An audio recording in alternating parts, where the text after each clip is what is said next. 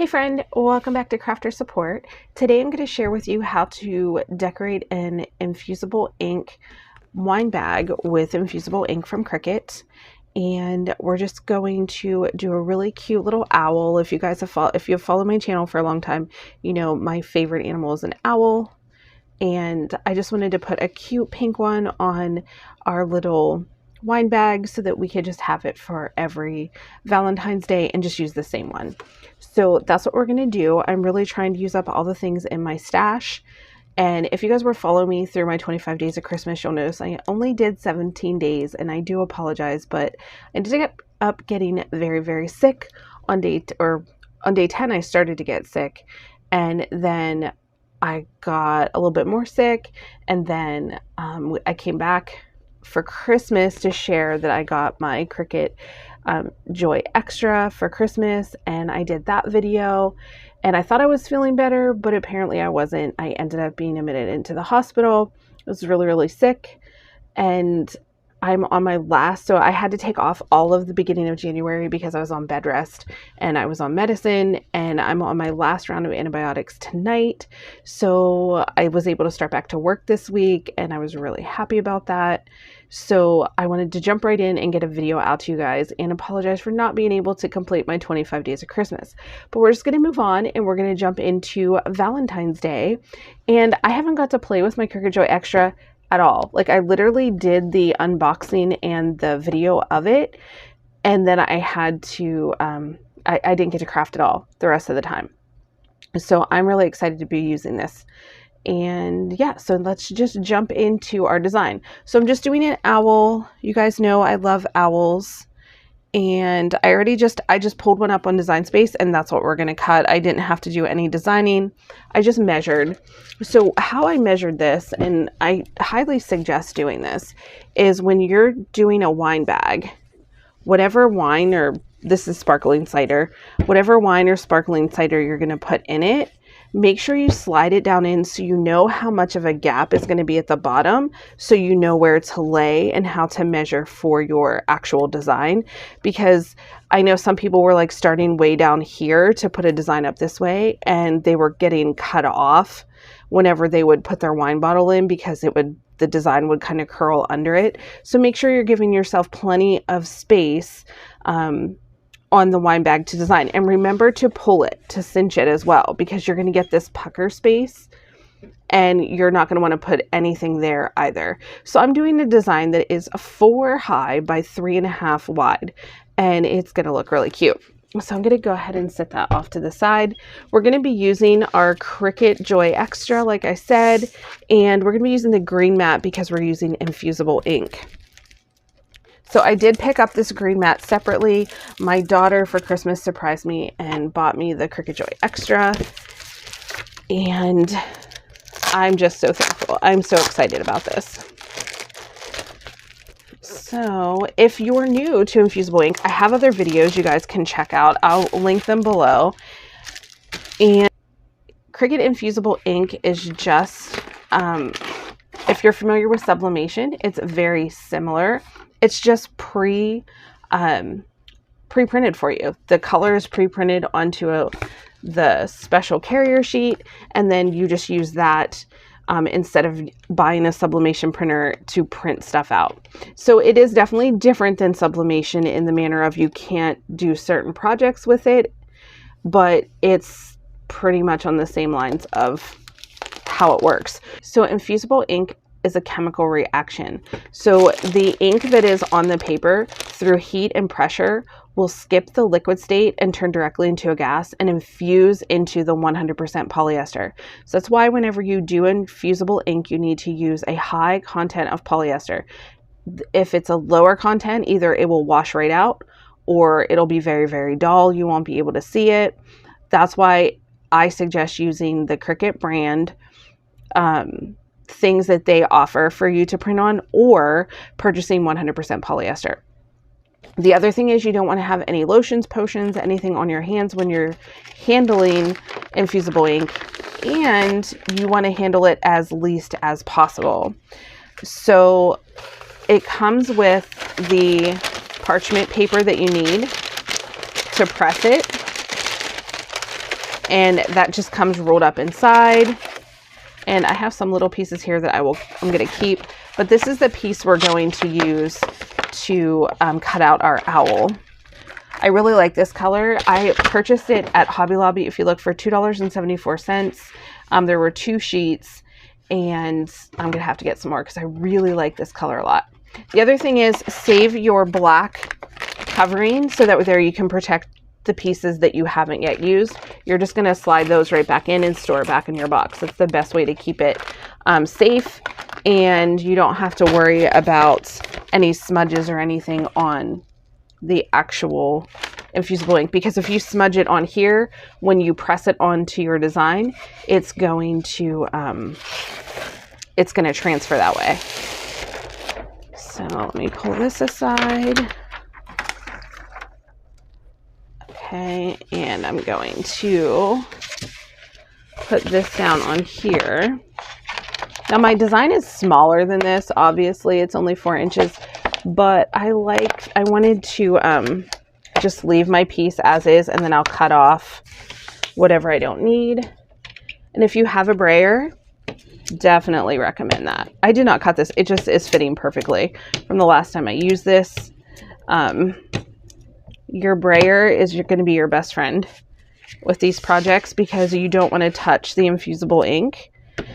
So if you use your brayer, now there is a bubble, so I'm going to flip my mat around. I'm just going to peel it back until I feel like I've lost the bubble. There we go. And then I'm going to repress it down. So we just want to keep it nice and flat against our mat. And I'm just going to move my pressing pad down. And I hope you guys can see this. I'm going to turn my machine so I have a little bit more space. I'm kind of cramped on space right now. That was something falling, yes. So we're going to go ahead and make it. So I'm just going to click make it on my machine. Okay, save. Oh, I love that it pops up now that you can just save it. I forgot that it does that. If you are in beta, there's some new things with Cricut that I'm going to be doing videos on, but I love the fact, because I tell you guys this all the time, I tell you to save your project as soon as you're done making it, just in case you lose it. Well, Cricut has fixed that issue where you won't forget to save it because it asks you if you want to save it. So, or it tells you basically to save it. Okay, so on the mat, we're going to click that. We're going to click continue. And it's showing me, now I'm going to mirror the image, even though this owl is pretty much the same on both sides. I'm just going to mirror it just because we're doing infusible ink. Now it's going to connect to my Joy Extra. And you can see the light. Now there's just these 2 little guides, kind of like with your Maker 3. And it's still searching. And you just slide your piece right in there. So you slide your mat in there. Okay, so now it's asking me, what am I using? I'm going to go to browse all materials. And if you have a Explore Air 2, so you're going to want to go to custom. That way there you can go in and you have access to all of the different things that you can cut with your Explore Air 2. Infusible ink. Go. Okay, so it comes up infusible ink transfer sheet. You're going to click on that and click done. And now we're going to leave it as is. I don't need to change anything. And it's just going to pull. It's going to pull it in for me. And then it's just going to, it says loading the mat.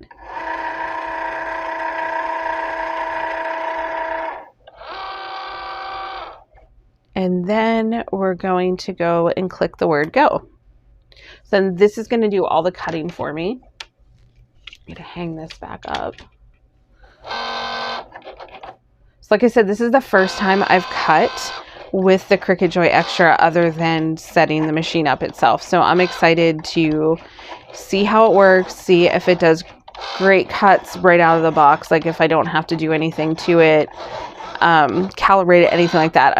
I'm excited because I didn't have to calibrate my Maker 3, but it cuts beautifully. Like, the print and cut is amazing on that. So I'm hoping that it's super amazing on this too, because I wanted it so much for the print and cut feature so that I could just do everything from my desk and not have to go over to my Maker 3. My Maker 3 I like to use for bigger projects, where this is like the perfect size to do just sticker sheets, things like that. And unfortunately, the Cricut Joy didn't have a print and cut option. Or I would have stuck with that, to be honest. If it had the print and cut option, I totally would have stuck with that. But it didn't. So I think it's almost done.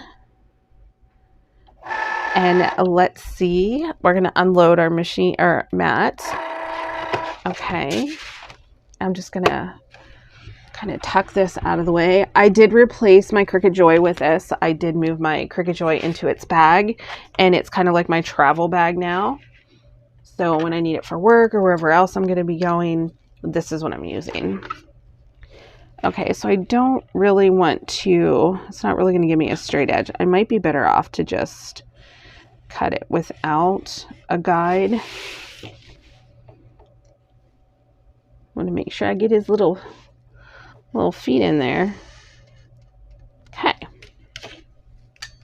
If you don't have one of these are amazing. It's the True Control knife, and I love mine. I use it all the time. It's usually not here. I usually have it where I open my packages at, and it's never where it's supposed to be. Okay.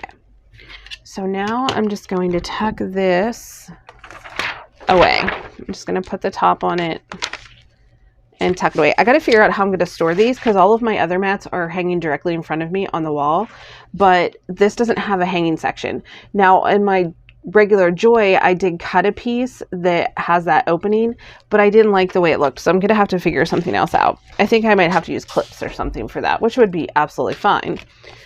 Okay, now the first thing we're gonna do is we're just gonna kind of roll our hands around this so it like manipulates the paper so that we can weed all of the stuff out of it. So we're just going to peel everything up, and I just usually get from the corners and lift that way. It's the easiest way to do it for me. All right. And then it'll sound like it's cracking and breaking and tearing, but it's supposed to make this sound. So you're good if you hear that. And make sure you throw all of your infusible ink leftover pieces away, because if heat gets on them at all, it will transfer to something else, and you don't want that to happen. Even though it'll probably wash out, it can still stain things. Okay, I'm going to go back to the design to make sure I'm pulling all of the right pieces. And I find with infusible ink, it's sometimes easier just to use your fingers instead of a weeding tool. So, and I like to remind people, infusible ink is ink printed on paper, a special ink on paper. So it will tear. It's just paper with special ink on it. So if a piece tears, don't panic. You can still use it. You just press it back down if it's a piece you needed. And now we're going to peel out these pieces, and it weeds so nicely. Okay. Now the difference I find obviously between sublimation and infusible ink is there's no weeding for sublimation. But the problem is you need all this extra equipment. You need a special printer. You need a special ink. You need, well, we still need the 100% polyester or a high content of polyester. But still, like, I had a sublimation printer, and I didn't know how to take care of it, to be honest. It wasn't the printer's fault. It was my fault, because I didn't know how to take care of a sublimation printer, that I ended up getting my, I forget what they're called. Not wires. The tubes of my machine, all, like, it wasn't good, basically. They got dried out, and it ended up ruining the printer completely. I tried to do all these different things, and it just didn't work. So I would highly suggest, if you don't want to invest in a printer for sublimation in the ink, to definitely try doing the infusible ink, because it's just so much easier in my opinion.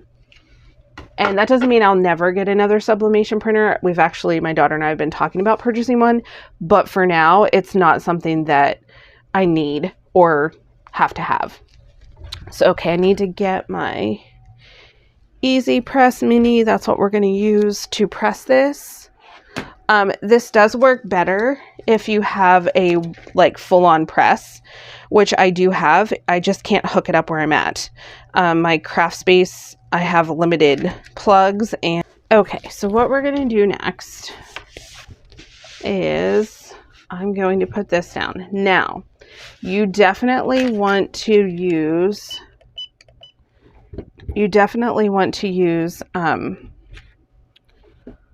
a lint roller on this. Now, mine, it could be anywhere. Could be absolutely anywhere. I have a German Shepherd, so randomly, like, people come in and see my lint roller and they run off with it. So I'm not going to do that. This is just for family. I don't see anything on it, so I think it's okay. So I'm going to suggest to you use a lint roller, or you can use a piece of tape. So if you wanted to peel this up and just stick it on to make sure you get everything off of it, that would be fine. But otherwise, you're probably going to want to do that. That would just be a smart thing to do. All right, so now I'm going to go back and I'm going to look up exactly the heat guide for Cricut. So Cricut has a heat guide right on the home page, and all you need to do is go into what heat press you're using. So I'm using the mini heat press, and it's going to ask me what the material is, and I'm going to say infusible ink. Infusible ink, it'll say pens or infusible ink transfer sheets. We're going to pick transfer sheets. We're going to scroll down and it'll say, what is your base material? So my base material is a wine bag, and it's just labeled wine bag. If you were using a different brand of polyester, it would give you the option. So if you didn't put in, if you needed to put something in, you know this is 100% polyester, just pick one of the options here that they have here.